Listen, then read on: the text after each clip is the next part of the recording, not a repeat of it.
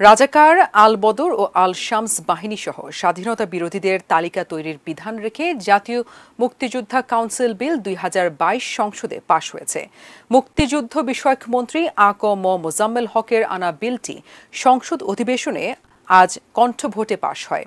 এই বিলটির মাধ্যমে ২০০২ সালের জাতীয় মুক্তিযোদ্ধা কাউন্সিল আইন বাতিল করে। নতুন আইন পরবর্তী হল। এর ফলে জাতীয় মুক্তিযোদ্ধা কাউন্সিল স্বাধীনতা বিরোধী তালিকা তৈরি করে তা গ্যাজেট আকারে প্রকাশের জন্য সরকারের কাছে সুপারিশ করতে পারবে। বিলে বলা হয়েছে জাতীয় মুক্তিযোদ্ধা কাউন্সিলের সদস্য সংখ্যা হবে ১২ জন। প্রধানমন্ত্রী হবেন এর প্রধান উপদেষ্টা। বীর মুক্তিযোদ্ধা, মুক্তিযোদ্ধা বিষয়ক কর্মকাণ্ডের সঙ্গে সংশ্লিষ্ট ব্যক্তি বা মুক্তিযোদ্ধা পরিবারের সদস্যদের মধ্যে থেকে তিনি বাকি ৮ সদস্য মনোনয়ন দেবেন। এই কাউন্সিল মুক্তিযুদ্ধ ও মুক্তিযোদ্ধা সংশ্লিষ্ট সব সংগঠনের নিবন্ধন প্রদান, সাময়িকভাবে স্থগিত ও বাতিল করতে পারবে।